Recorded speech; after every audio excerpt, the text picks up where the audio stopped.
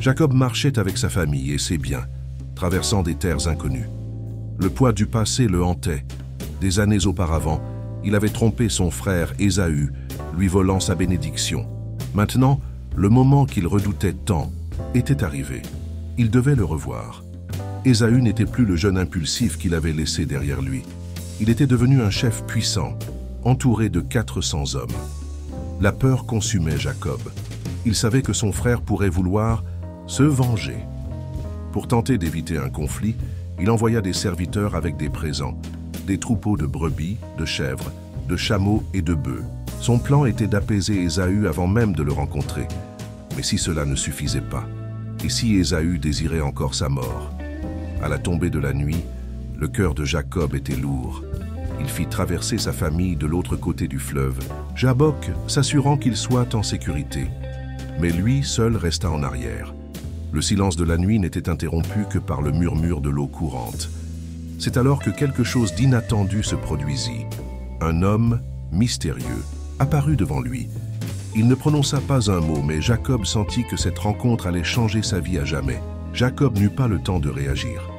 L'inconnu se jeta sur lui avec force, l'empoignant dans un combat féroce.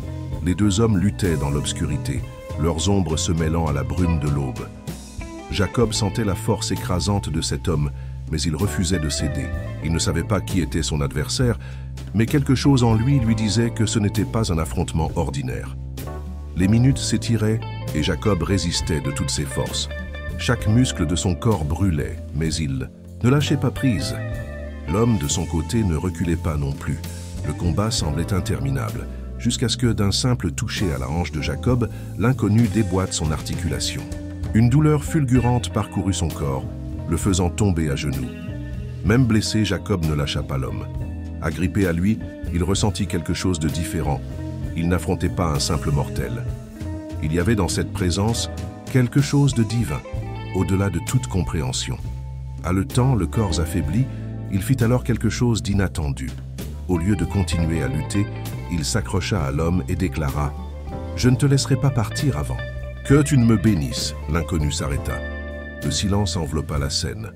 Et alors quelque chose d'extraordinaire se produisit. L'homme mystérieux regarda Jacob, maintenant à genoux, le tenant avec toutes ses forces malgré sa blessure. Son regard n'exprimait pas de colère, mais quelque chose de plus profond, une épreuve, une révélation. « Quel est ton nom ?» demanda l'inconnu. Jacob haletant répondit sans hésiter « Jacob !» Alors, l'homme déclara quelque chose qui allait changer sa vie à jamais. Ton nom ne sera plus Jacob, mais Israël, car tu as lutté avec Dieu et avec les hommes, et tu as triomphé. Un frisson parcourut le corps de Jacob. À cet instant, il comprit qu'il ne combattait pas seulement un homme, mais quelque chose de divin. Cet affrontement n'avait pas été qu'un combat physique, mais une transformation spirituelle. L'aube commençait à poindre à l'horizon. L'homme mystérieux s'apprêtait à partir, mais Jacob, encore bouleversé, demanda « Dis-moi, je t'en prie, quel est ton nom ?» L'inconnu se contenta de sourire et répondit « Pourquoi demandes-tu mon nom ?» Et à cet instant, avant que Jacob ne puisse insister, l'homme disparut. Mais il savait qu'il avait été en présence de Dieu. Là, sur cette terre marquée par le surnaturel, Jacob appela cet endroit Penuel, car selon ses propres paroles, il avait vu Dieu face à face et avait survécu. Blessé, mais transformé, Jacob se releva. Il n'était plus le même homme que celui qui avait commencé cette nuit. Désormais, il portait non seulement une nouvelle identité, mais aussi une nouvelle mission. Au lever du soleil, Jacob ressentit une douleur intense à la hanche. Sa démarche ne serait plus jamais la même. La marque de ce combat resterait gravée en lui à jamais, un rappel qu'il avait affronté le divin et en était sorti transformé. Mais ce n'était pas sa seule préoccupation. Devant lui, l'affrontement qu'il redoutait tant, Ésaü, son frère, s'approchait, accompagné de 400 hommes. Le passé de trahison planait sur Jacob comme une ombre, et la peur menaçait de l'envahir.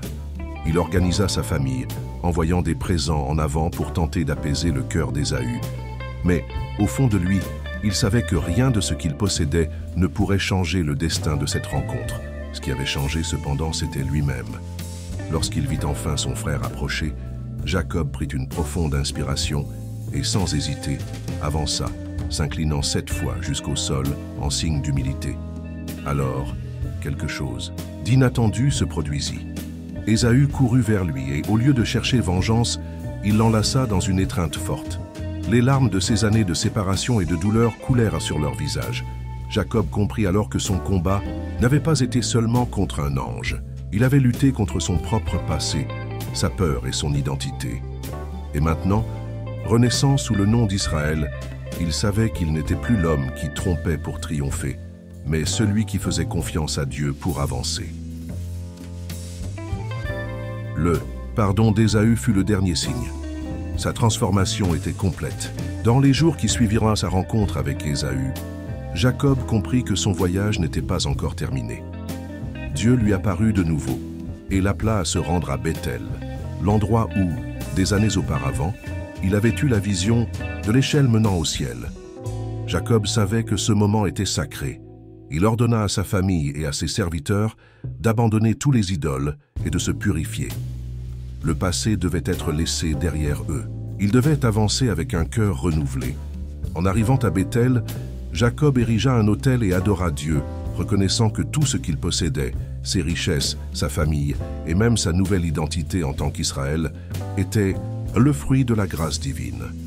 Là, Dieu réaffirma la promesse faite à Abraham et Isaac.